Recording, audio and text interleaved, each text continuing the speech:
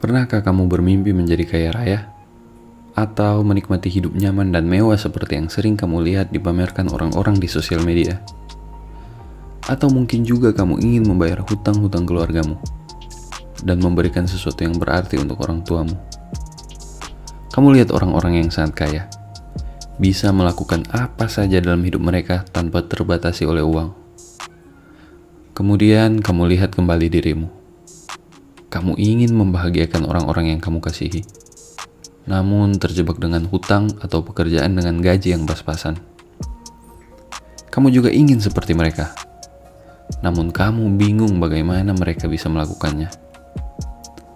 Ada pepatah mengatakan, hemat pangkal kaya, menabunglah dan kamu akan jadi kaya.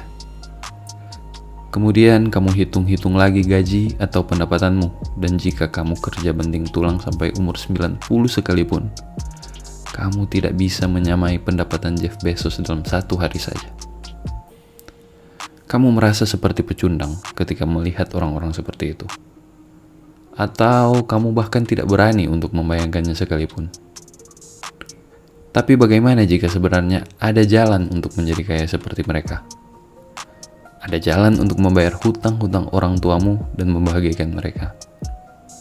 Ada jalan bagimu untuk hidup lebih baik, membeli rumah impian, membiayai anak dan istri, membantu orang-orang berkekurangan di sekitarmu. Apakah kamu percaya jika kamu bisa mendapatkan semua itu? Namun, sebelum kita lanjut, aku peringatkan bahwa jalan yang akan kutunjukkan adalah jalan yang terjal dan sulit untuk dilalui.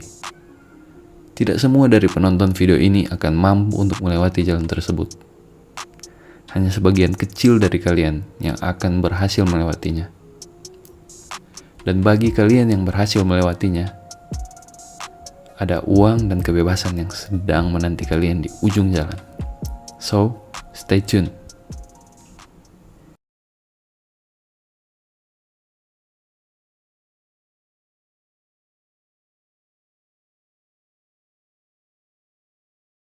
Bagaimana pengertianmu tentang uang? Apakah kamu menganggap uang itu adalah akar dari segala kejahatan? Atau kamu berpikir uang akan membawa kebahagiaan dan menyelesaikan semua masalahmu? Atau kamu menganggap uang adalah segala-galanya dan menjadi tujuan hidupmu? Kemungkinan besar, pengertian kita tentang uang saat ini dibentuk oleh apa yang lingkungan kita ajarkan tentang uang. Kita diajarkan bahwa uang adalah sumber kebahagiaan yang dimana kita harus bekerja mati-matian seumur hidup untuk bisa memiliki sebanyak-banyaknya. Atau juga uang dianggap haram dan setiap orang yang mengejar uang selalu diidentikan dengan orang rakus raka egois yang hanya hidup untuk kepentingan dirinya sendiri. Film-film Hollywood dan juga sinetron tanah air hampir selalu menggambarkan orang-orang yang mengejar uang adalah penjahat.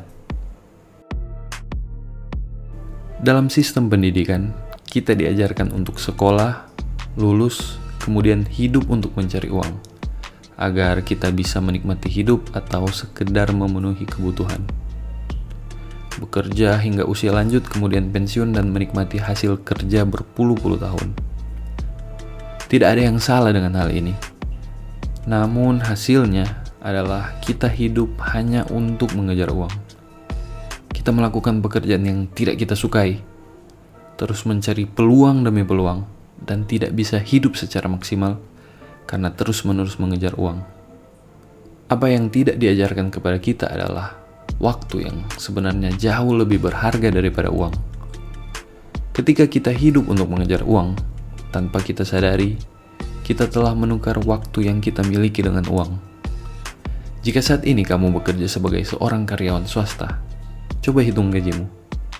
Jika kamu bisa menyisihkan uang 2,5 juta rupiah per bulan untuk ditabung, maka kamu perlu waktu lebih dari 30 tahun untuk bisa memiliki tabungan sebesar 1 miliar rupiah. Itu pun belum dihitung inflasi yang akan menyebabkan nilai uangmu menurun. Sekarang, kamu lihat bagaimana kamu akan terjebak dan bersiaplah untuk menukar 30 tahun kehidupanmu. Nah, sekarang mari kita lihat orang-orang berikut. Nadiem Makarim, 36 tahun, total kekayaan 1,2 triliun rupiah. Kevin Systrom, 36 tahun, total kekayaan 1.9 billion US dollar. Mark Zuckerberg, 36 tahun, total kekayaan 98.6 billion US dollar. Mereka hanya beberapa contoh saja orang-orang yang berhasil meraih kekayaan di usia muda. Dan kekayaan yang mereka miliki dibangun dari nol, bukan dari hasil warisan orang tua. Apa yang membuat mereka berbeda dari orang lain? Yang membuat mereka berbeda dari kebanyakan orang adalah pengertian mereka tentang uang. Mereka tidak mengerti uang seperti kita kebanyakan. Bagi mereka, uang bukanlah tujuan utama.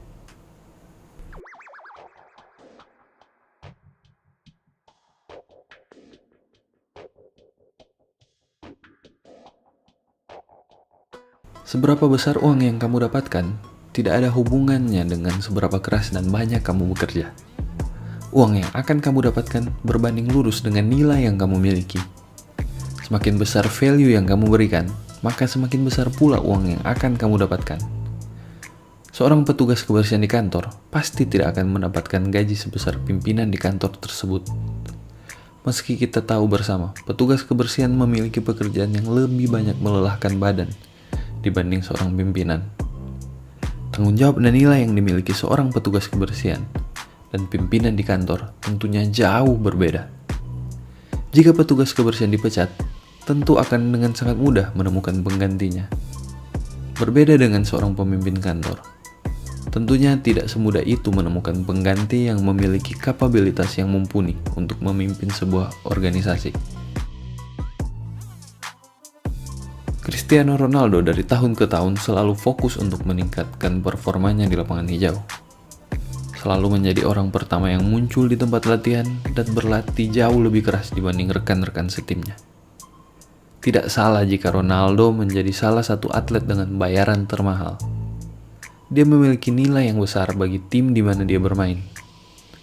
Ronaldo fokus untuk membangun nilai dirinya dengan meningkatkan performanya, bukan mengejar uang. Jadi, jika selama ini kamu bekerja keras untuk mengejar uang, maka sekarang ganti fokusmu untuk membangun nilai diri dan biarkan uang mengikutimu.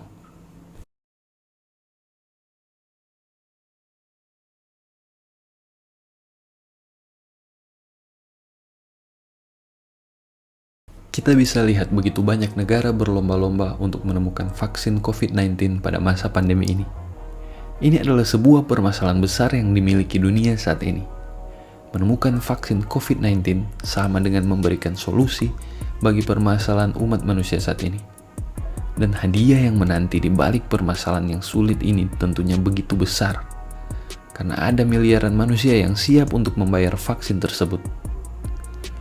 Kamu bisa membangun nilai dengan menemukan permasalahan dalam bidang pekerjaanmu atau di mana saja kamu berada. Temukan permasalahan yang ada dan berikan solusinya. Semakin besar permasalahan yang ada, maka semakin besar pula uang yang akan didapatkan. Steve Jobs membantu orang-orang yang awam teknologi untuk bisa menggunakannya dengan mudah tanpa ribet melalui produk-produk Apple. Mark Zuckerberg membantu kita untuk terkoneksi dan bersosialisasi dengan kerabat kita melalui Facebook. Dan dalam negeri kita sendiri ada Nadiem Makarim yang menyelesaikan masalah transportasi dan menghubungkan pengguna dan penyedia jasa melalui Gojek. Perhatikan baik-baik permasalahan apa yang ada di sekitarmu, dalam bidang pekerjaanmu atau dimanapun kamu berada. Kemudian temukan solusi dari masalah tersebut. Dan juga jadilah bagian dari solusi tersebut. Belajarlah untuk lebih peka melihat segala sesuatu. Karena tidak ada tempat yang tidak memiliki permasalahan di dunia ini. Namun, jika kamu masih bingung juga, kamu bisa mulai dengan mengembangkan skill-skill yang diperlukan dalam bidang pekerjaanmu. Dengan begitu, nilai dirimu akan semakin bertambah.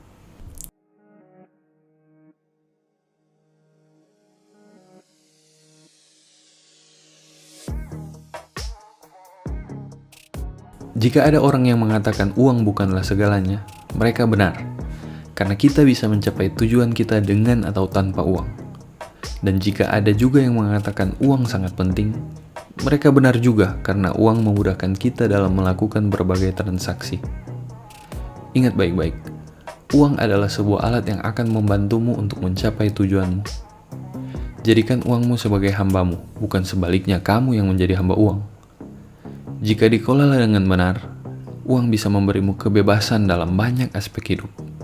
Mungkin kebebasan untuk melakukan hal lain selain bekerja, entah itu liburan dengan keluarga atau memberi barang mahal tanpa perlu khawatir dengan uang tabungan.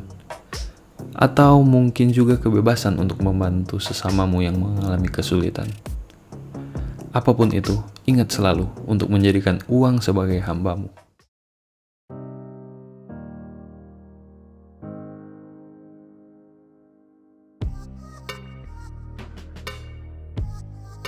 Inti dari video ini adalah untuk menanamkan pengertian sebenarnya tentang uang, yaitu berhentilah mengejar uang dan mulai mencari permasalahan di sekitarmu.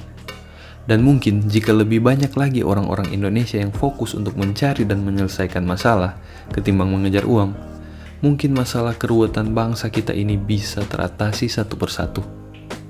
Orang yang berbisnis akan lebih fokus untuk menyediakan barang dan jasa yang bermutu bagi konsumen.